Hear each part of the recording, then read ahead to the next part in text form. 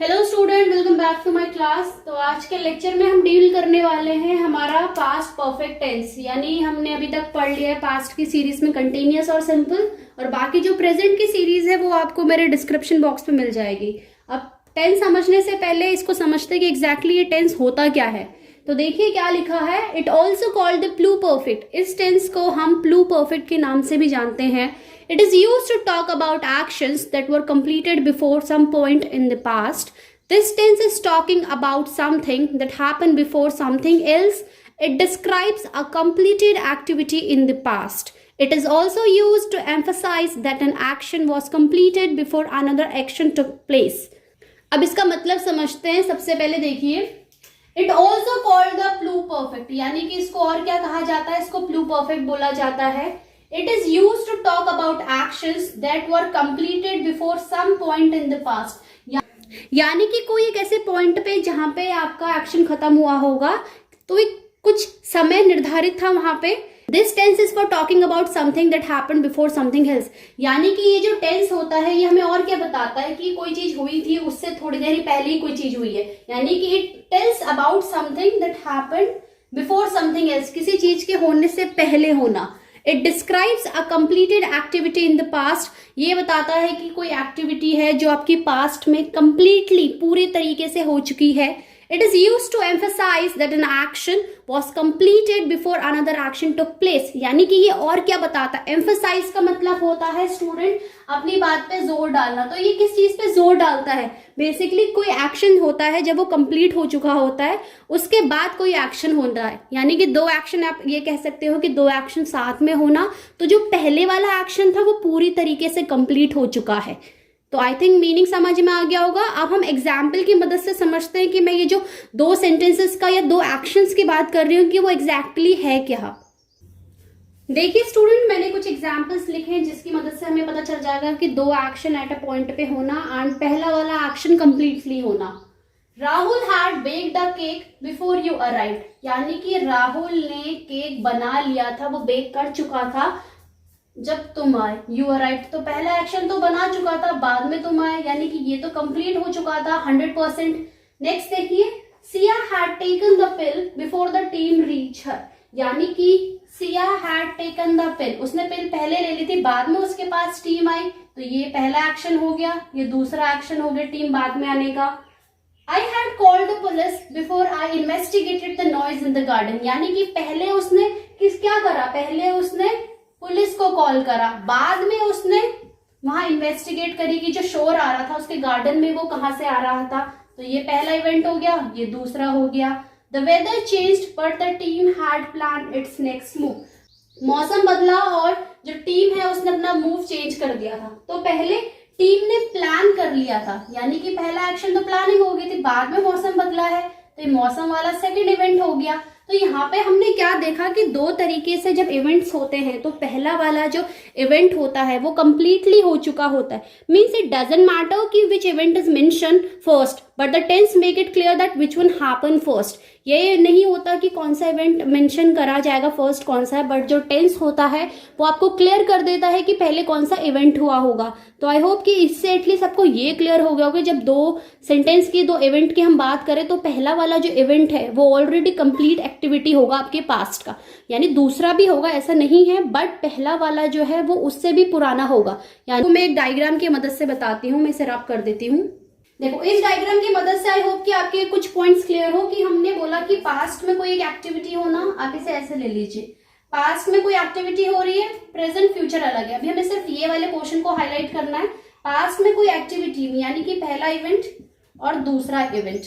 पहला इवेंट मैंने आपको बताया था 100% कंप्लीट हो चुका होगा, कंप्लीट एक्टिविटी होगी, और दूसरा भी कंप्लीट होगा, लेकिन ये एक्शन पहला वाला एक्शन पहले हुआ। कैसे, एक example, Rahul had baked a cake, पहला एक्शन हुआ राहुल ने केक बेक करा, ठीक हो गया, इतना समझ आ गया। कंप्लीट एक्टिविटी कैसे, राहुल ने केक बेक कर दिया। दूसरा, बिफोर यू अराइव्ड, यानी कि तुम्हारे पहुंचने से पहले वो केक बेक कर चुका था।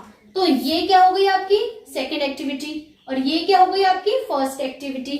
यानी कि आपको ये ध्यान में रखना है कि पहले एक्टिविटी कौन सी हो रही है, दूसरी हो रही है, वो आपको टेंस से इजीली क्लियर हो जाएगा। बिकॉज जब आपको मैं सेंटेंस स्ट्रक्चर बताऊंगी तब आप इजीली समझ जाओगे कि ये वाला जो सेंटेंस है ये क्यों पहले हुआ है और ये वाला क्यों बाद में हुआ है। तो ये ध्यान में रखो कि पहले आपको कंप्लीट एक्टिविटी पता चल जाती है, दूसरी अदर एक्टिविटी। यानी कि अगर दो इवेंट की बात हो रही है तो पहला वाला इवेंट कंप्लीट हो चुका है पूरी तरीके से, दोनों पास्ट में ही है, ये बस पहले हुआ है, ये उसके बाद हुआ है। इतना ध्यान रखना, दोनों इवेंट पास्ट की बात हो रही है, प्रेजेंट की बात नहीं हो रही है, ये पूरा पोर्शन पास्ट का चल रहा है। अब बात करते हैं सेंटेंस स्ट्रक्चर की, जिससे आपको और इजी हो जाएगा कि मैंने कैसे आइडेंटिफाई करा है।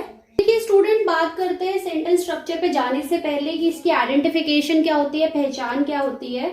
So how you will check at the end of Hindi sentence what you will have, चुका था, चुकी थी एंड चुके थे। किसी भी हिंदी वाक्य यानी हिंदी जो सेंटेंस होता है उसके वाक्य के अंत में अगर आपके पास इस तरीके से कुछ लिखा हुआ आता है, चुका था, चुकी थी और चुके थे। तो चुका था आपको पता है बॉय के लिए यूज किया जाता है, चुकी थी गर्ल के लिए यूज, एंड चुके थे सबके लिए यूज किया जाता है जब ऑल के सेंस में बात होती है। इसकी मदद से आप इजीली आइडेंटिफाई कर लोगे कि ये जो सेंटेंस है वो आपका पास्ट परफेक्ट का है या नहीं। कैसे? सेंटेंस देखिए, राम अपना कार्य कर चुका था, यानी कि वो कंप्लीट हो चुका है। मैंने शुरू में ही बताया था कंप्लीट एक्टिविटी होती है। राम अपना कार्य कर चुका था, प्रियंका बाजार जा चुकी थी, वे स्कूल जा चुके थे। तो हमने देखा कि बॉय के लिए कैसे यूज करा जाता है, गर्ल के लिए कैसे यूज करा जाता है, और ऑल के सेंस में जब बात आती है तो कैसे यूज करा जाता है। यानी किसी भी हिंदी सेंटेंस के अंत में अगर आपके पास इस तरीके से आ रहा है तो समझ जाओ कि ये आपका किसका है, पास्ट परफेक्ट का है। स्टूडेंट, अब बात करते हैं कि अफर्मेटिव कैसे बनाओगे। तो यहाँ ध्यान रखो, रूल हमारा क्या कहता है, सब्जेक्ट के साथ हैड आता है और V3 प्लस ऑब्जेक्ट। यानी इसमें आपको ये कंफ्यूज होने की कोई जरूरत नहीं है कि अगर सब्जेक्ट भैया हमारा सिंगुलर हो गया तो कुछ और लगाना पड़ेगा, प्लूरल हो गया तो कुछ और लगाना पड़ेगा। ऐसा कुछ भी नहीं होने का, सिर्फ क्या ध्यान देने का कि हैड आएगा और V3 आएगा। कैसे? अब हम देखिए, राम हेल्पिंग वर्ब क्या आएगी, हैड। जाना क्या हो गया, gone verb, Ram had gone to the market. तो यहां पे हमने क्या देखा, इसको और क्लासिफाई कर लेते हैं आप लोगों के लिए। देखिए स्टूडेंट की राम सब्जेक्ट ठीक हो गया, हेड आपकी हेल्पिंग वर्ब हो गई, गॉन मेन वर्ब हो गई, और बाकी बचा कुचा क्या हो गया हमारा, एक तरीके से ऑब्जेक्ट हो गया। अभी मैं किसी दिन आपको डायरेक्ट और इनडायरेक्ट ऑब्जेक्ट की भी क्लास दूंगी, फिक्र मत करिए। यहाँ देखिए, Ram had gone to the market, तो राम बाजार जा चुका था। हमने देखा वर्ब की थर्ड फॉर्म, वर्ब की थर्ड फॉर्म कैसे क्लासिफाई होती है, यानी आपका ये क्या बन जाता है, go, went and the gone. Go, went, gone, V1, V2, V3। तो ये हो जाता है फर्स्ट, ये सेकेंड और ये थर्ड। तो यहाँ पे V3 यूज होता है, तो Ram had gone to the market. अब अगर प्लूरल को हम यहाँ पे क्या एड्रेस करेंगे, they had gone to the school. आपको याद आ रही है ना स्कूल की, जो स्कूल वाले बच्चे हैं। देखिए ये क्या बन गया आपका, ये हो गया, हम इसको भी क्लासिफाई कर लेते हैं अलग अलग। तो ये आपका बन जाता है दे, एक आपका सब्जेक्ट हो गया, हैड आपकी हेल्पिंग वर्ब हो गई, गॉन आपकी मेन वर्ब हो गई, और टू द स्कूल आपका एक तरीके से ऑब्जेक्ट हो जाता है। तो they had gone to the school. तो यहाँ पे हमने क्या देखा कि हमारा जो रूल होता है भैया वो क्या कहता है कि सब्जेक्ट चाहे आपका सिंगुलर हो या प्लूरल हो, साथ में आना क्या है, सिर्फ हैड। और सबसे इंपॉर्टेंट क्या चीज आने वाली है, V3। V3 हमेशा ध्यान रखिए, इसके साथ कोई छेड़खानी मत करिएगा।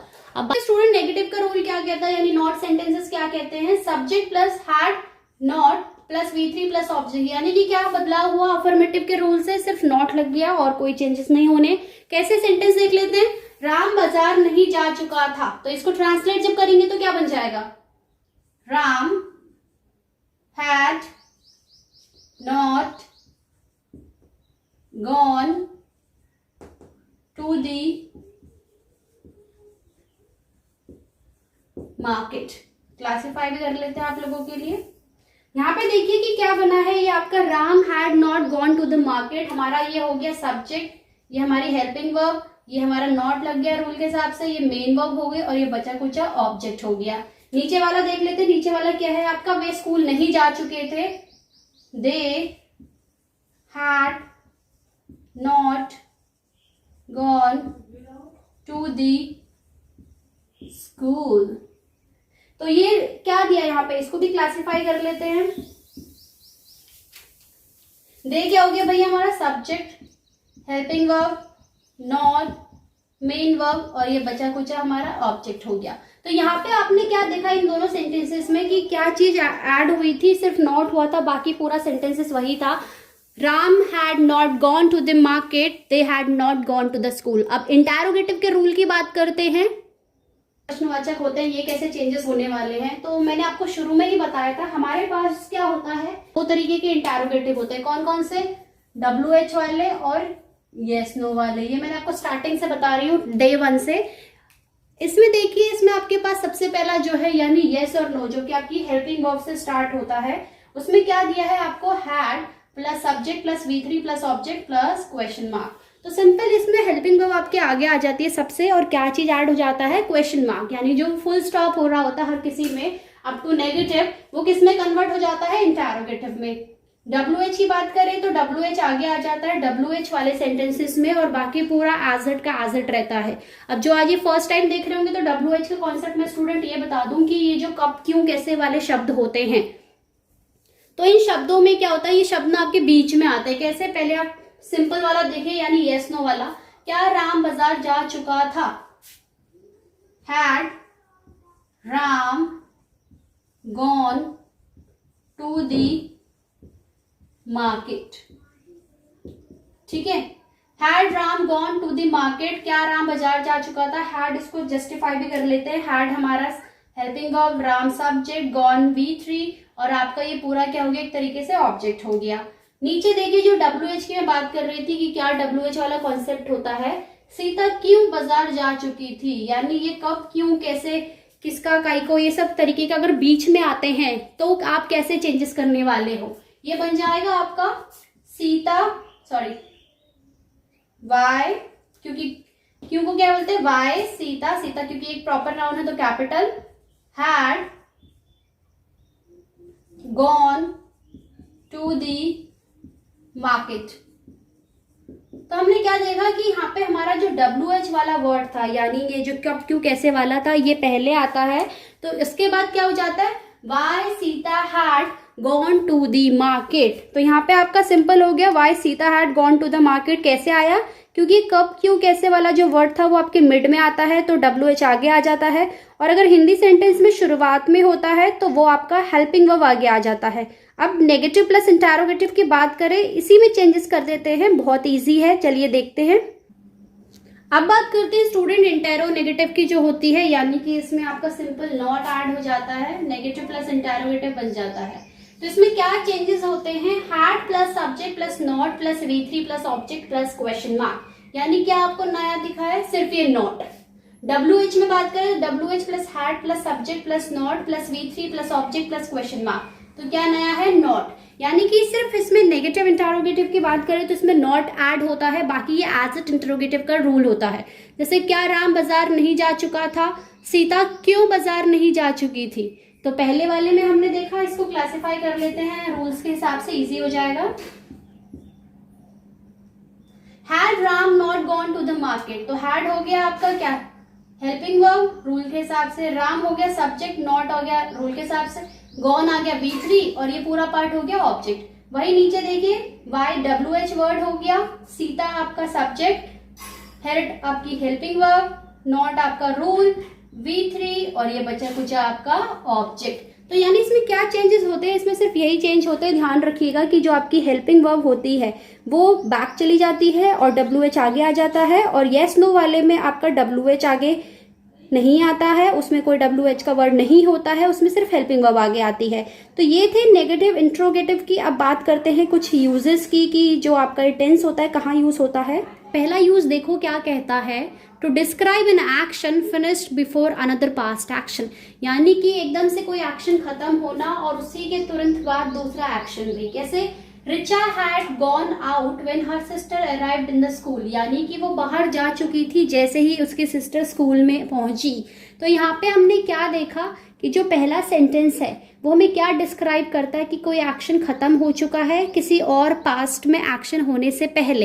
यानी मैंने आपको जो शुरू में समझाया था बच्चों कि अगर दो एक्शन साथ होते हैं, दो इवेंट साथ होते हैं, तो पहला इवेंट जो होता है वो 100% यानी वो कंप्लीट एक्टिविटी होता है, वही आपका फर्स्ट यूज है। सेकंड देखिए, to describe an action that happen before a specific time in past. Specific मतलब होता है स्टूडेंट की कोई एग्जैक्ट टाइम पे, तो यहाँ पे कोई एक्शन आपको बता रहा है कि किसी पर्टिकुलर मोमेंट पे कोई एक एक्शन हुआ था पहले। कैसे? Piya had never been to an opera last night. Piya कभी भी मतलब पिछली रात से पहले वो आज तक ओपेरा नहीं गई थी। ओपेरा एक तरीके का म्यूजिकल शो होता है। थर्ड देखिए, to describe cause and effect, यानी कि जब आपको पास्ट में कोई कॉज बताना, कोई कारण बताना होगा और उसका इफेक्ट भी बताना होगा, उसमें बेसिकली सिंपल पास्ट ऐड हो जाता है। देखिए कैसे, I got stuck in traffic because there had been an accident. मैं ट्रैफिक में फंस गया क्योंकि वहां पे एक एक्सीडेंट हुआ था। तो कॉज बताया, तो क्या इफेक्ट हुआ उसका? ट्रैफिक में फंस गया वो, और कारण क्या था कि एक्सीडेंट हो गया था। लास्ट देखिए, फॉर अनरियल और imaginary things wishes in the past, यानी कि काल्पनिक चीजें जो असल में नहीं होती, रियल में नहीं होती हैं, उनके बारे में पास्ट में विश करना। कैसे? We wish we hadn't eaten so much, यानी विश करते हैं कि हमने ज़्यादा खा नहीं चुके होते। तो इस तरीके से हमने क्या देखा, हमारे पास 4 डिफरेंट यूजेस थे कि आप पास्ट परफेक्ट को कैसे यूज़ कर सकते हो। आप इसका स्क्रीनशॉट ले सकते हो नोट्स के लिए। अब मैं आपको पास्ट परफेक्ट के साथ एक वर्ड है जस्ट, उसके सेंटेंस और उसका यूज बताऊंगी, और उसके बाद मैं आपको एक और चीज इंट्रोड्यूस करने वाली हूँ इसी वीडियो में। अभी तक बच्चों समझ आया तो फटाफट से लाइक कर दो सेशन को। स्टूडेंट, अब बात करते हैं कि जस्ट वर्ड को आप पास्ट परफेक्ट में कैसे यूज करते हो। तो आप देखो क्या लिखा है, just is used with the past perfect to refer to an event that was only a short time earlier than before now. यानी कि जो जस्ट वर्ड होता है वो अभी अभी जो सेंस होता है कि अभी के सेंस में जो जाता है उसके लिए यूज किया जाता है, कि अभी जैसे कोई काम हुआ होगा उसके सेंस में आप यूज कर सकते हो इसे।